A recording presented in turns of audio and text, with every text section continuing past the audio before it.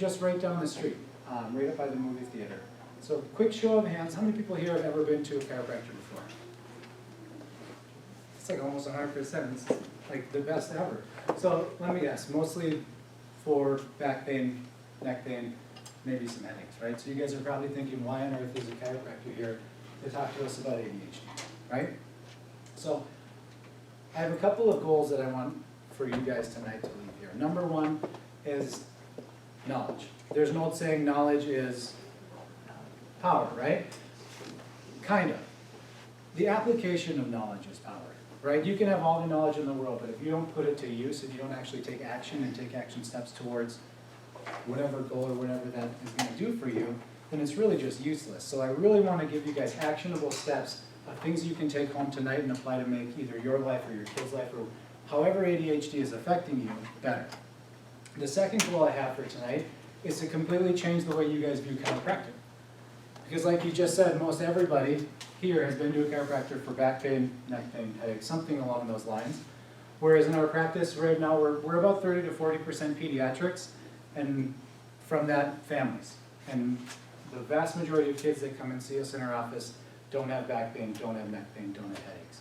We see a ton of kids in our office that originally come to us for a reason of ADHD or a spectrum disorder or chronic immune issues, things like that. And we don't necessarily treat those specifically, but by the end of tonight, I want you guys to have an idea of how chiropractic plays a role in the health of these kids in that sort of way.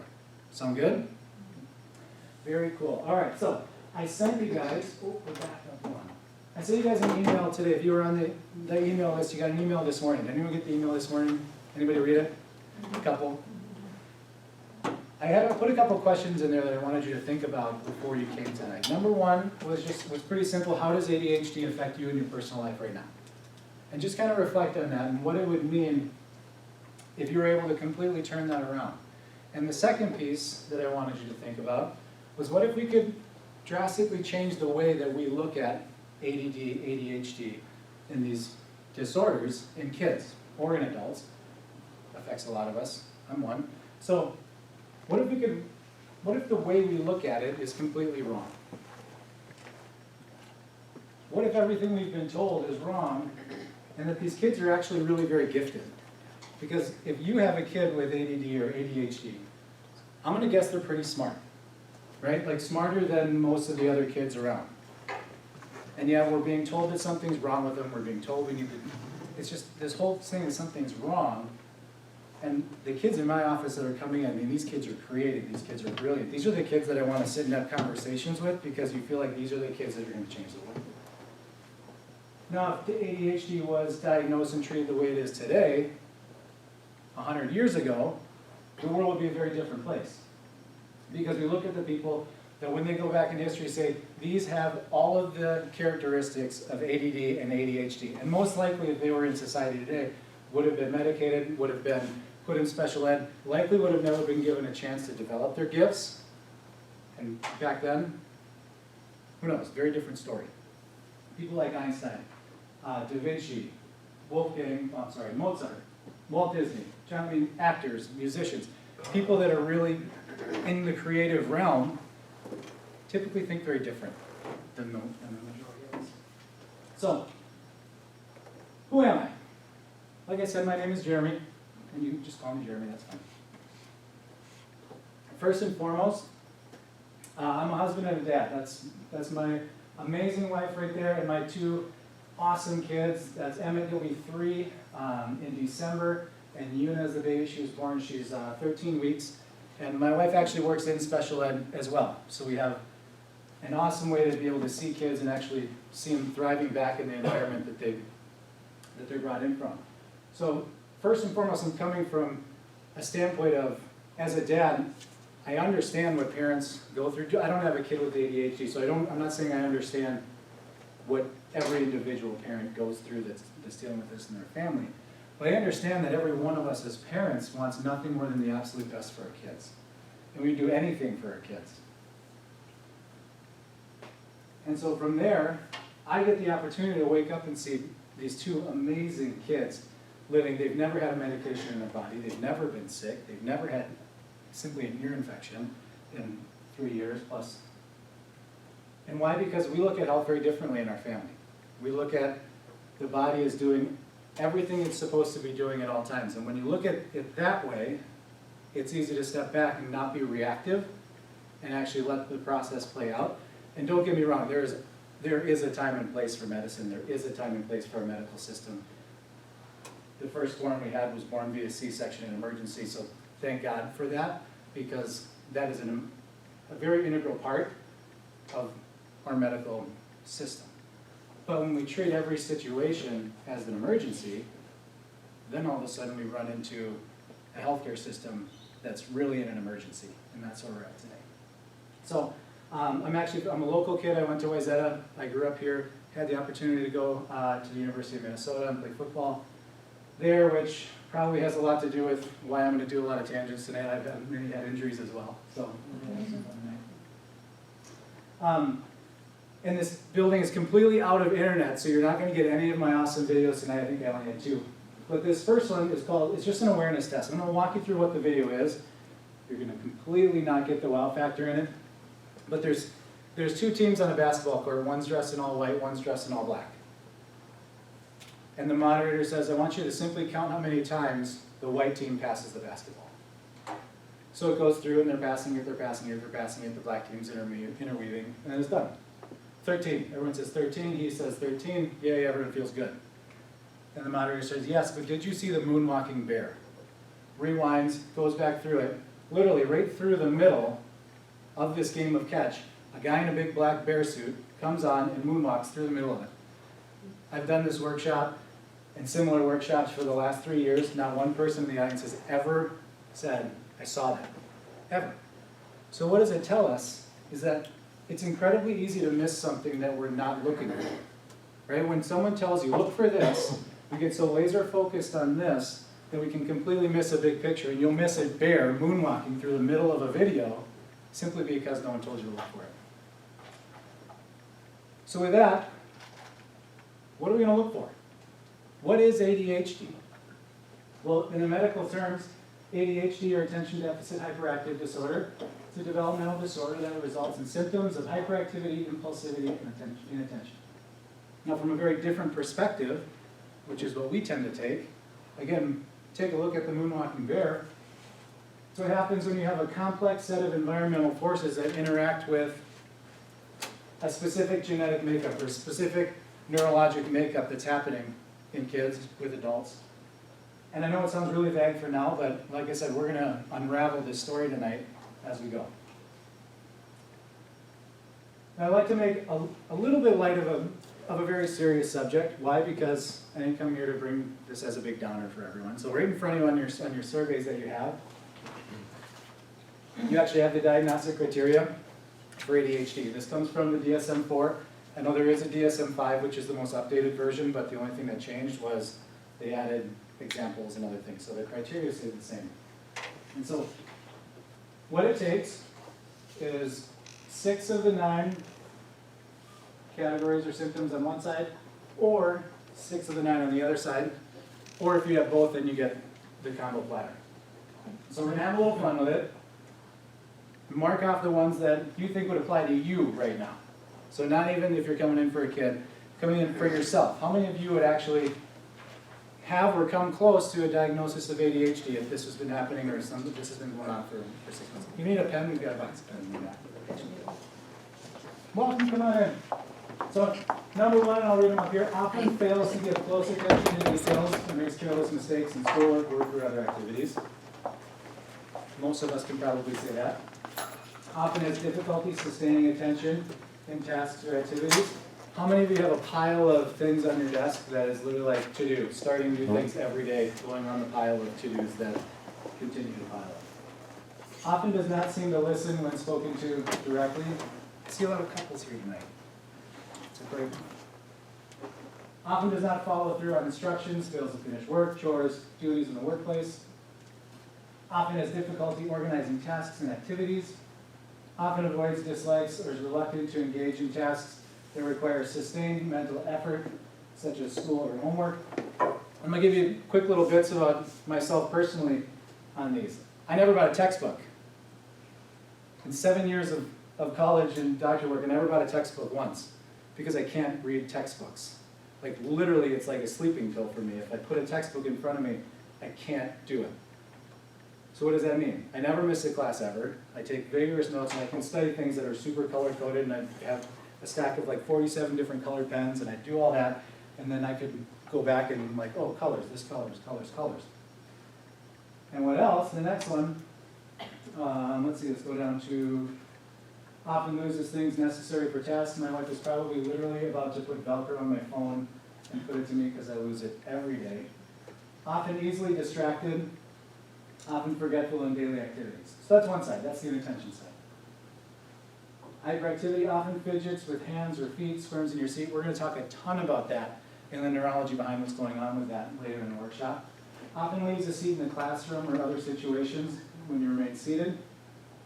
That's me. I do continuing education like crazy because I'm a total nerd for the science behind what's going on with this.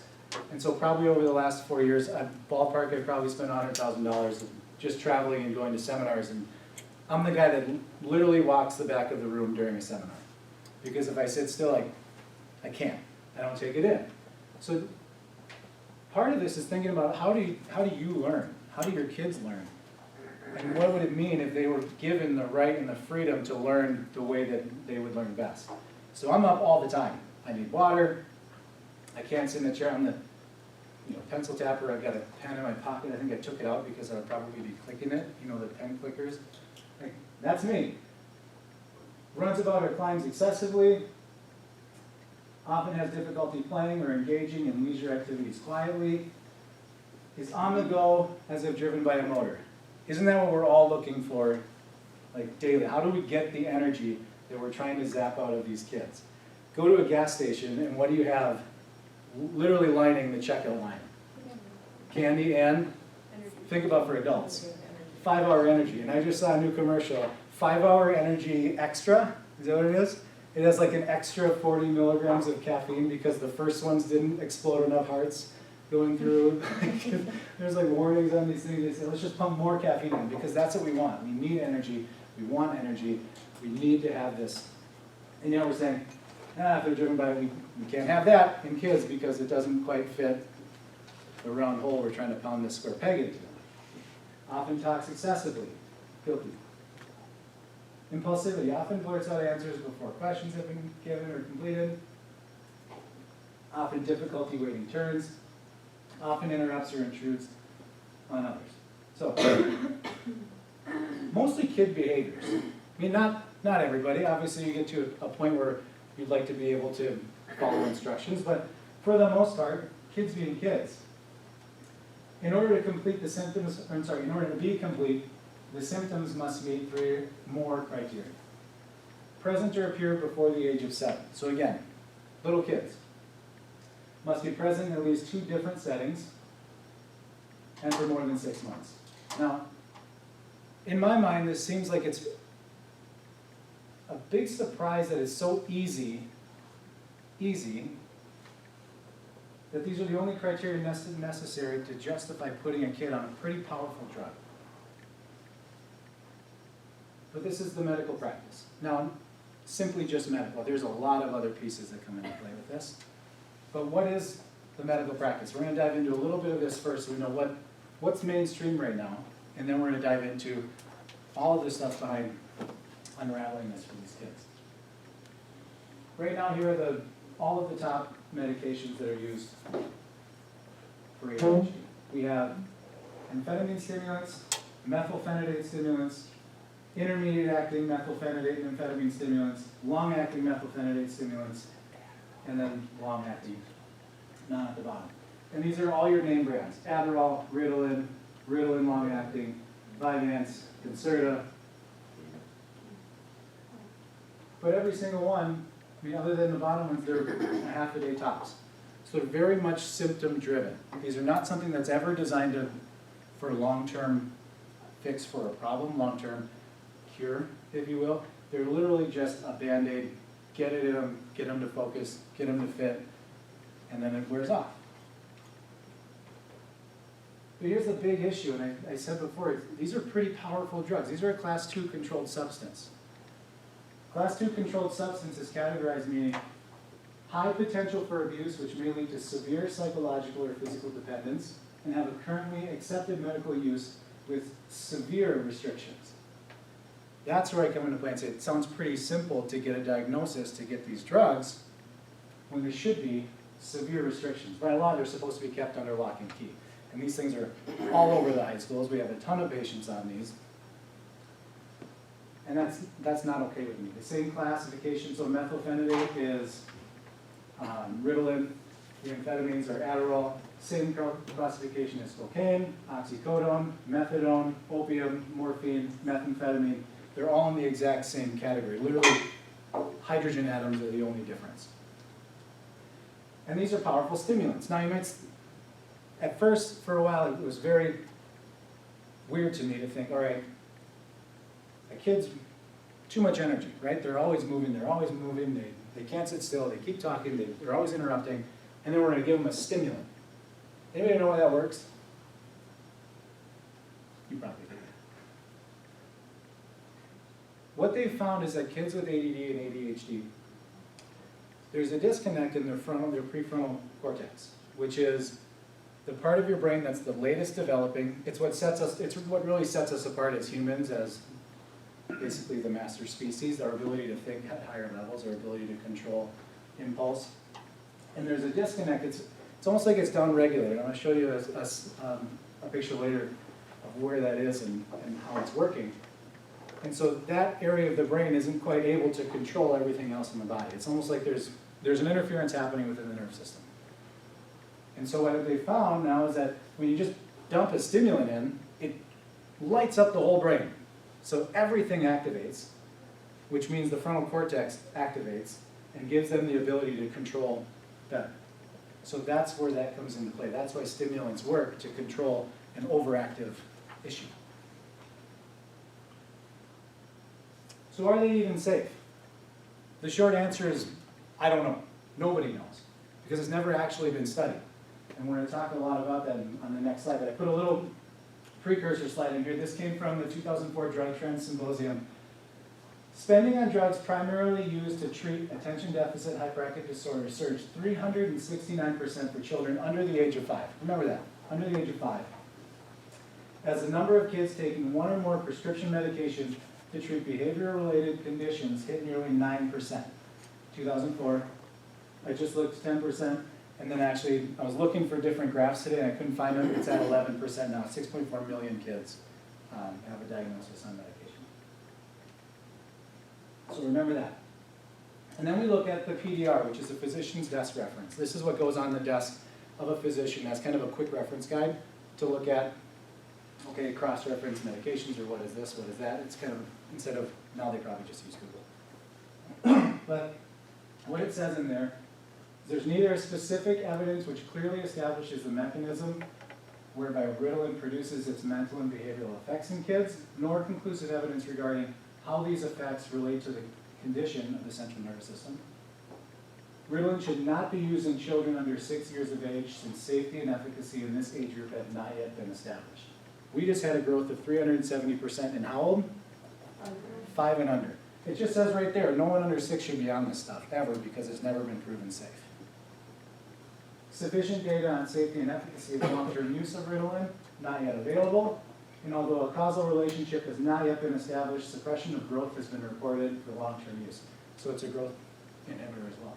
Now, we just talked a lot about long-term use. Don't take my word for it. Boston Children's Hospital did this, I think 2011. They actually went through and said, are these safe long-term? And they went and they did a cohort study, so they went and they found all of the studies, 32 different clinical trials on 20 different drugs that the FDA approved. So these were the FDA-approved drugs. They went and said, how did these things get approved? All the way back to 1955 when Ritalin came out. By the way, ADHD wasn't actually officially a diagnosis till the late 60s. So the drug comes before what it's treating, which always blew my mind as well. What this team identified was only 5 trials were even focusing on drug safety. Each drug was tested in a median of 75 patients. So across all of those 32 drugs, right, 32 trials, the median patient group was 75 people. And now you've got 6.4 million kids on these things. The median trial duration was 4 weeks. That alone should scare you because they're saying, okay, we didn't have enough adverse reactions within 4 weeks. This is good for long term. Has anyone ever seen one of these medications go to a child and say, this is a 3-week thing, done? It doesn't happen. These are long-term drugs. Everyone knows it's for the entire school year once they put on them, and most parents go, thank God when school's out so we can take our kids off these in the summer. But really, that's a little longer than 4 weeks. 11 of the 20 were approved after having been tested in fewer than 100 patients, 14 fewer than 300. 7 drugs that the FDA approved for ADHD were approved for other conditions like obesity. Sorry, reread that. 7 drugs that the FDA had previously approved for other conditions were approved for ADHD without any condition-specific trials on kids. So they're not even being trialed and tested for what they're using, so it's off-label use, and these kids are on them long-term. These are stimulants. These are nasty drugs if they're in your system for a long time. So when I was growing up, we had 2 rules, pretty much, right? Don't call kids names, don't do drugs. That was kind of like the basis, and treat others the way you want to be treated. But that's not the same anymore. You don't see the next video, which we also don't have, which I'm super bummed about. But we don't have these campaigns of drug-free zones and all this stuff. Why? Because we have so many kids that are labeled that would likely ostracize the kids that are put on these. It's super confusing, right? You're being told you need these medications, you need these drugs, you need this, but don't do drugs. If you look at the trend lines of methylphenidate use, it mirrors the exact trend lines of methamphetamine abuse. So the exact same trends are following. Why? Because they're pretty much the exact same. So here was my awesome video, and I'm probably not going to get it. No good. This is my favorite PSA ever. It's the guy standing in the kitchen with the egg in the frying pan. It's like, any questions about drugs? This is your brain. This is your brain on drugs. We don't see those anymore.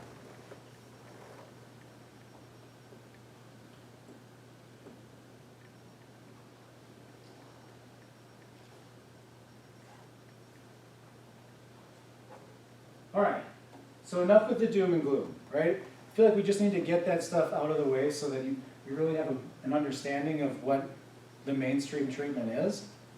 And now we get to dig into what you're all here for. What are these 3 biggest things that people are overlooking when they're looking at ADD and ADHD? It's really just one thing broken up into 3 different categories. It's stress. Stress, stress, stress. Chemical stress, physical stress, emotional stress. Now those are a lot of things, right? These are huge categories, but our bodies react to stress across the board the exact same way. It doesn't matter if it's a physical stress, doesn't matter if it's a chemical stress, doesn't matter if it's an emotional stress. Our bodies have a stress response that goes with it. We're going to dig deep into what these stressors are. So let's think about emotional stressors that kids go through. Like, right off the bat, like what, actually even earlier, before they're even born. Pregnancy is no longer something that's just like, oh, I'm pregnant, this is great, let's just enjoy it. It's like, okay, you're gonna stick, now what? Now you gotta make an appointment with your OB. Okay, now it's time for your 7-week ultrasound. Like, I just had someone come in, we had a 7-week ultrasound today. Like, why? I don't know, like, it's routine. Medicine has become the routine, right? Like, typically ultrasounds are, it's like a 20-week ultrasound, everything's good, you're done. A lot of people don't even want to do that anymore. And now it's like, if you follow the medical guidelines, it's you get a 7-week, you get a 12-week, let's do a 14-week. Instead of just doing a Doppler and listening to it, it's like, hey, do you want to see it? Let's put the picture up there, that's your baby, instead of really connecting. And all of a sudden we have all this stress, and the baby's not even born yet. Because believe it or not, mom and baby share the same nervous system, which deals with the same stress. Then you get a baby shower. And what does every pregnant mom get at a baby shower? It's a book typically written by Stephen King. What to expect when you're expecting. Every single terrible, horrible thing that could ever go wrong with a pregnancy. And that's what you give a mom. So literally it's like every page and they worry. Okay, oh gosh, I have this contraction at 30 weeks. I'm in labor. I need to call the hospital. I need to go to the hospital. This stuff happens because we're hardwired into the stress of what's going on with every single situation. And then the C-section rate and intervention rate is going through the roof, which means more babies are spending time in the NICU, which is, again, separation anxiety from their mom. Like, this is a huge stuff, and we pay very little attention to any of it. And we'll get into more emotional stress stuff, too, but think about what these kids go through at school nowadays.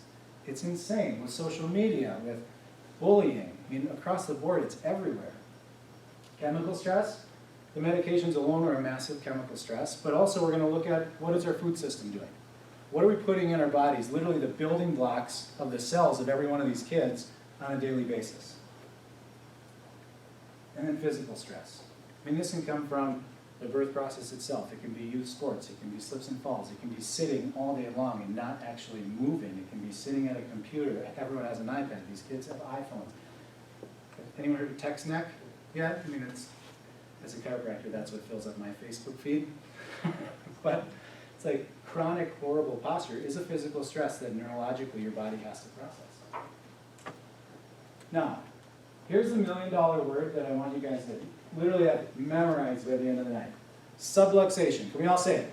Subluxation. One more time, let's be loud. Subluxation, right? So what is subluxation? Subluxation is misalignments, malfunctions in the joints of your spine that cause chronic stress to your nerve system. Now, it doesn't just mean, gosh, I got this kink here in it. Yeah, it kind of hurts. Just crack it back in. Good to go. No, like this is chronic, long-standing postural distortion stuff that's going on with our nervous system. We live our entire lives through your nerve system. There's not a single function in your body that doesn't rely on your nerve system. Your immune system relies 100% on your nervous system. Your digestive system relies on your nervous system. Your muscle system. Every sense that you have, your hearing, your seeing, your drinking, anything that you're doing tonight has to do with your nerve system. And yet we pay little attention to what it actually is. So let's dig into some chemical stress. Now, the vast majority of patients that come into our office, parents with kids, they've done the diets, they've done the gluten-free, they've done the dairy-free. So I'm not going to dig a ton of this into it. I have some unbelievable resources. The biggest thing we need to look at, what's the difference between the top and the bottom? Sugar. Processed. Sugar. Exactly. We don't eat real food anymore. I mean, if you think about it, you even go home and what we think is real food usually has a bunch of ingredients that we still can't read. It might say organic on the label, and so we feel good about ourselves. I'm guilty, I mean, we all are. But go to the grocery store, 70% of what's in a grocery store shouldn't even be put in your body. So when we think about food, we need to think what's actually real food. Because your body, this is the only building blocks that your body gets to make up the cells that you live with every single day.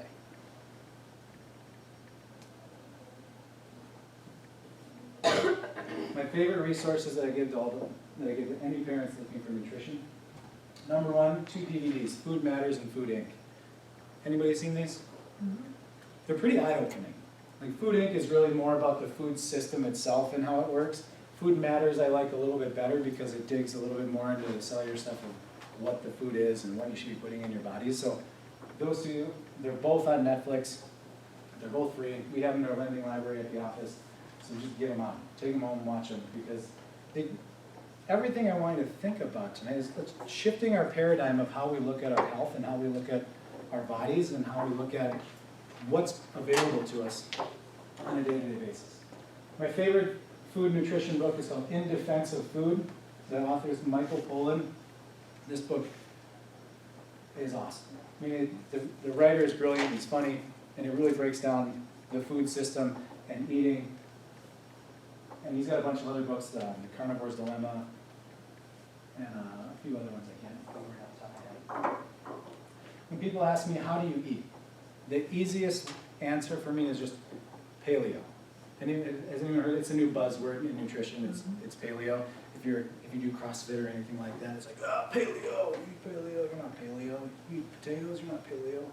Right? So paleo means, like, think caveman. What did cavemen have access to? They had access to meat. They had access to fruits and vegetables. They had access to nuts and seeds. I mean, really, it's stripped down. It's real food, and that's it. So think paleo if you're really going, God, we just want kind of a new way to eat. We go on Google and search paleo. There's unbelievable books. There's a million recipes on Pinterest and anywhere you can find it. Now, here's a really good one specific for ADD and ADHD. It's called the Feingold diet.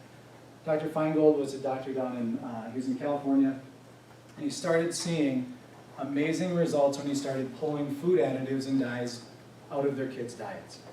Food additives and dyes, they're basically just chemicals put in your food to make them look and taste different. And it also makes your body have to process and get rid of them. Most of them end up in your nervous system, affecting your nervous system, so they're neurotoxic. So look that up, great resource. The last thing, this is a nutrition response testing therapist that I personally work with. She's a birth doula, she's just a supernatural, awesome woman. And she developed what's called the Cheap, Easy, Healthy Eating System. It's an online program you get, I think it's $47. I don't even know anymore, but it breaks down going dairy-free, gluten-free, recipes, shopping guides, shopping lists, anything across the board. And if you want her as a resource as well, it's myhealthybeginnings.com. Her name is Nikki Hirsch. She's fantastic. Physical and emotional stress. I mean, there's a big difference in the way kids are being brought up now than when I was brought up or when my parents were brought up. I mean, it's like every generation just keeps getting worse and worse and worse for our health. And technology has a lot to do with it. Technology is fantastic. I mean, we wouldn't be here tonight without technology. But that is very, very different than that. The movement that these kids need and require for nourishment to your brain doesn't happen when you're stuck in a chair. It doesn't happen when you're stuck on an iPad. A study published in the journal Computers and Human Behavior found that 6th graders who went 5 days without exposure to technology were significantly better at reading human emotions than kids who had regular access to phones, TVs, and computers. So not even like this group, you have to do 6 hours a day on this stuff, and this group you get none. It was like just regular access to what you want. These kids get nothing. Significantly different in the way they can emotionally react with people. Why? Because they're doing it. Because when you unplug, you actually have to communicate with people. It's pretty insane nowadays when we go on date nights. We try to do date night, my wife and I, every couple of weeks. And it's crazy when you go out and you see how many couples are more interested in their Instagram or taking pictures and posting on Facebook of what they're eating instead of actually engaging in a conversation. I mean, it's insane how addicted we are to technology. So we're going to get to this, but as parents, we need to unplug too. It's not just about our kids.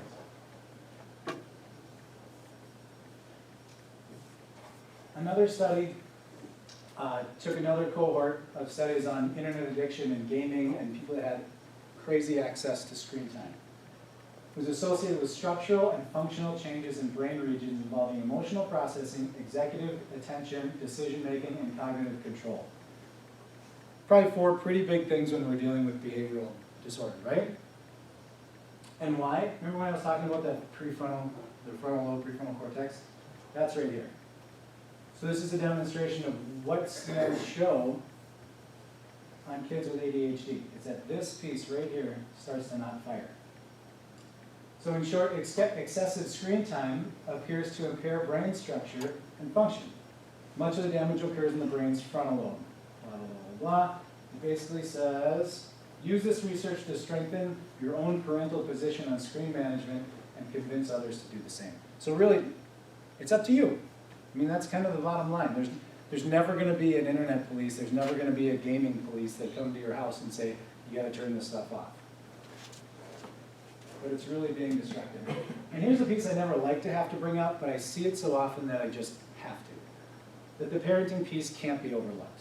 And you guys are all here, so you're obviously engaged, and you obviously want the best, but to be really honest, this happens, and it happens all the time. As soon as you start to become aware of it, you're going to start to see it more and more. When you go to kids' sporting events, and you go to kids' like school activities, or simply just looking at kids in your neighborhood that are out playing with their parents, and you see this, you'll see this. Why? Because the stress in our lives is enormous too. I mean, we all have access. We're all on email. We all have to be, at work, on the job, 24/7, because the next person is too. There's so much stress in our lives as parents. Kids pick up on that. I mean, they watch every single thing that we do. I mean, think about when they're really little, and all of a sudden they say their first bad word, you're like, oh man, they totally nailed that for me. Like we have so much influence, and kids know when you're not engaged. They know when we're not engaged with them, and then when they don't engage, it's like, I wonder, like, are they picking that up from us? Very well could be. I have another resource that's getting cut off down here. Her name is Samantha Moe. She's a parent coach. Her website is mad2glad.com. She does workshops all over the Twin Cities as well. We refer a ton of patients and kids back and forth. She works strictly one-on-one with parents on communication styles with kids, creating better, more calm environments with kids, really getting a better interaction with the parent-kid family dynamic. So really, really cool resource. We post a ton of her stuff on our Facebook page as well. She puts on blog articles every single week. All right, so here comes my favorite part, the nervous system. How does this all tie together? Like what is the answer to how do we de-stress a lot of this stuff? The primary function of your nervous system is to perceive its environment and coordinate a proper response from all other cells. Now, let's break this up into smaller pieces. Biggest words I see in here, perceive. So literally, these kids need to be actively aware and perceive what's happening. What they're seeing and being aware of has to come up to their brain. It has to be made sense of, right? So it has to coordinate something, and then it has to have an output. So you have all of this neurologic travel that has to happen, right? You have to perceive it, you gotta come up here, you gotta have an output, and then as soon as there's a reaction, you have to perceive the reaction, make a coordinated, proper response to it. So everything is a neurologic feedback loop. 90% of the stimulation and nutrition to your brain is generated by movement of the spine. This is by Dr. Roger Sperry, Nobel Prize recipient. Pretty cool stuff. Now, I'm gonna go a little bit deep into neurology right here, but I'm gonna keep it as simple as possible. Every single joint in your body is what's called mechanoreceptors, okay? There's good ones and there's bad ones. You have proprioception, good. You have nociception, bad. Pain is a nociceptive signal. Not all nociception is pain. So think of it like when everything's moving freely, everything is great. Your brain is being sent all these positive messages of everything's good, don't worry, it's cool. So literally if someone moves your arm over here behind you, like if you just limp arm and you go, well, what finger am I moving? The reason you know it's moving is because proprioceptive signals are telling your brain where you are in joint, or where you are in space and time. So at all times your brain is being bombarded with good messaging saying everything's cool. Now nociception is the exact opposite. It's something's not cool, something's not right now with your body. It's something's out of alignment, something's not working right. The way I like to look at these two things, you have peaceful symphony music and you have Metallica. Now, I really like Metallica. I can't study Metallica, right? So think of it as whether you have good, soothing music, sounds, kind of just white noise. It's really nice ambient noise coming up to your brain. Everything's good. Or you literally have a destructive Metallica signal blasting in your head all day long. Why are you fidgeting? Why are you moving? Because I can't sit still. Because there's messages coming to my brain saying something's not right. I don't know what it is. I just can't, I gotta move, I gotta do something to get over it. All of those things equate to stress. We talked about a stress response that your body has. Quick show of hands, how many people after what we've talked about tonight would think stress is a bad thing? You? Well, how many people would think stress is a good thing? How many people just don't want to raise their hands, have an issue with their shoulder injuries? I get it, no, it's fine. We take care of those too, that's fine. It depends, right? Everything is on a scale of it depends. Think of it, you're up in the boundary waters, you got a canoe on your back and you're hiking, and all of a sudden you turn the corner and there's a bear right in front of you on the path. Stress a good or bad thing in this situation? Very good thing. It's called a fight or flight response. Everybody's heard of a fight or flight response, right? Where you have two choices and your body is prepped to do one of those two things and that's it. You literally have an opportunity to run away or fight a bear. All right, so your heart rate increases, your vessels dilate, it shuts down your digestive system, it shuts down your immune system, your eyes go like this, you're hearing, all your senses get heightened, right? Everything, you're hyper aware of everything that's happening around you because it's a survival mechanism. Guy in a canoe, facing a bear, put him in a classroom. All stress affects us the same way. So the more stress you have from chemical and physical and emotional stuff happening on your life, think of it like you're just putting the accelerator pedal down on your stress response. And we're starting to hardwire this stuff into our system. We're the same way as adults, by the way. We may just not manifest it the same way as the kids do.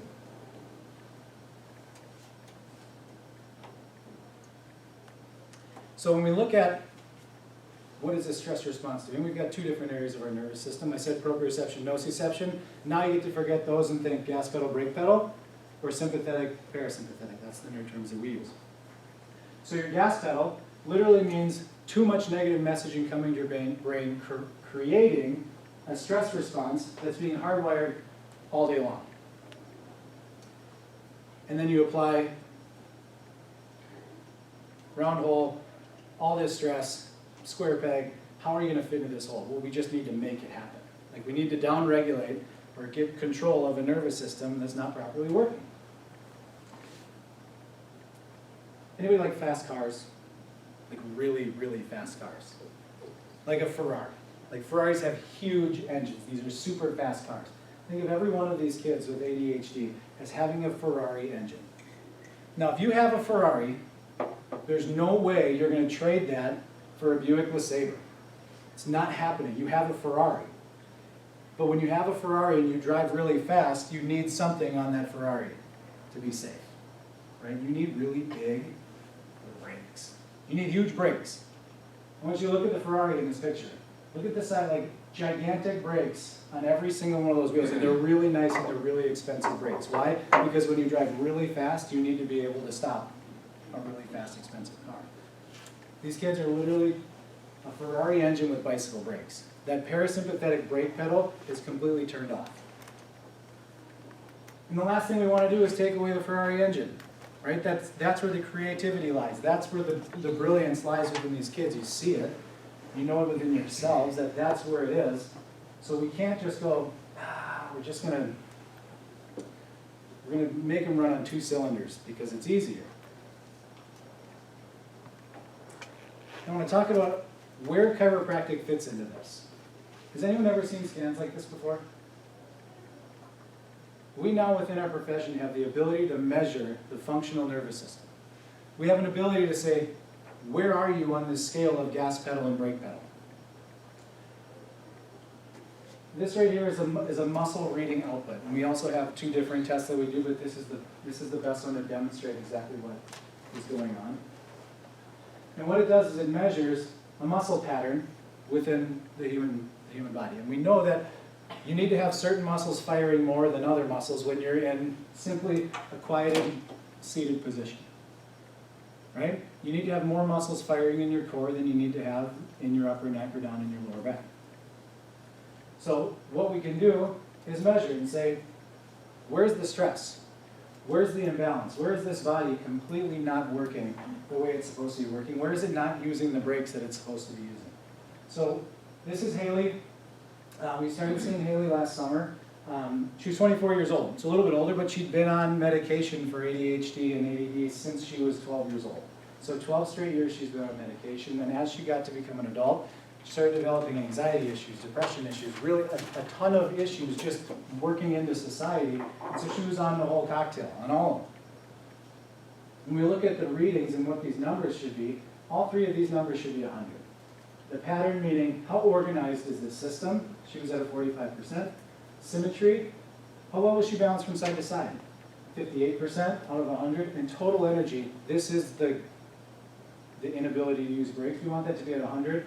Her body was literally putting out 105% more energy than it should be in a seated position. Where does that energy go? Out. It's like they're everywhere. The energy has to go somewhere. It's like the input's coming in, the energy comes back out. They have this imbalance. That energy has to be released somewhere, and that's where it goes. This is a month later. So this was June 5th of last summer. The previous ones were May 5th of last summer. Pattern scores go up to 85. Symmetry goes up to 82. Total energy down to 98. Now, she wasn't off her medications within a month. That's irresponsible, and it's never my position to take a kid off of medications, and I never will. I'll never tell you, don't take medications. Your kid should get off of these immediately. That's between you and a medical provider. The vast majority of our patients don't want to be on these things, and their parents don't either. So if we can do whatever we can to help them start that conversation, we're going to. So she was off of everything within 4 months. That's pretty awesome. And what do we do? In our office, I have a couple of patients here tonight. I don't do nutrition work with patients. I don't do behavioral therapy. I don't even do muscle therapy. I affect the nervous system. We adjust the spine in specific areas that put on the brakes. There's different areas of your spine that will stimulate the gas pedal. There's different areas of your spine that will stimulate the brake pedal. And we know where to focus, because that's what we do. When we work with kids, when you see offices that work with kids, they don't just lay you down and rack and crack you and send you on your way and say, come back when you're hurt again. There's a process to balancing your nerve system. So that's really what we focus on. And yes, we'll coach you through any other stuff that you want, but it's really through other resources, because there's other people that are way better at nutrition than I am, and I want you to go see the people that are better at it. So the biggest steps to get from stress to an ability to calm and manage and use a brake system to help you function better. Broke it down to 5 things. And now, there's an easy button in the middle, because the words seem easy, but this is not necessarily a very simple task to do these things. To completely change to a real food, whole food diet, probably not all that easy. It takes dedication, it takes time, it takes work, it takes study, it takes knowing what you're looking for in preparation. That's the key, preparation in that one, because convenience is the enemy when it comes to nutrition. Move your body. Your bodies crave this stuff. When kids get home, don't put them to do their homework the second they get home. Send them outside and make them run around. Make them charge that system, make them get the proprioceptive input, and then send them down to do their homework. And then feed them good food, and then make sure they're sleeping. Limit the screen time. That, can't say enough about that. Engaged parenting. Again, we have resources for that, but really know and get involved and just be there for the kids. And lastly, make sure their nerve system is clear of interference, that they have a brake pedal that works. So now, we said at the very beginning, what if? What if we changed the way that we look at ADD and ADHD? What if we changed the paradigm that we see these kids and we see our environment and we see the educational system and the food system and everything as a whole, and start to look at the gifts that these kids have? And I hope I've stimulated some neurons in you guys to actually dig a little bit deeper on this stuff. Now, there's 2 different categories of people that are probably hearing this. Some of you say this just makes sense. Either you want to get checked, you know you want to get your kids checked, you like, yes, I want to see the scans. We have that opportunity for you guys tonight. You can just chat with Natalie at the end of the night tonight, and we give you guys a discount for coming. It's a $47 fee to come in and get all of the scans done, a complete neural assessment, complete consultation. We literally sit down and we go through everything. We go through your history. We go back to pregnancy history, birth history, and really map this thing out. Where did it all start? And then make a plan to move forward with it. Typically, it's $150. We do it for $47 tonight. Oh, you didn't slow the word wrong. Last, there's some of you that probably still have more questions, and that's okay too. I don't cover every single thing that there is tonight, so I don't expect every single person in here to run to me and say, yes, you're the answer to our problems, but I want to help you get the answers to your problems. So if you still have questions tonight that we didn't answer, if you still have things that you feel like there's a missing piece, just flip your sheet over, I see you were taking a bunch of notes, but if you flip your sheet over, write every single question that you possibly have. Anything that I can help you with, write it down on the back of your sheet, or get a new sheet from Natalie. Write down your questions, make sure you have a clear email on it, and I promise you I will get back to you with any information that you guys want or resources that I can help you with. Deal? Fair? Very cool. So thank you. Thank you guys so much for being engaged and really seeking out alternative options. Because this is my passion, this is what I do. I've got family and kids at home, and as much as I want to be home with them, I love being out and working with the public and working with kids and working with families to find answers. And I hope that I've given you guys at least something to think about tonight, some action steps that you can go home and start to implement. So I'm going to close it on that. I'm going to stick around for as many questions as you guys have. I'll stick around till the last person wants to chat. So again, thank you so much for coming tonight, and I hope you got some answers that you're looking for.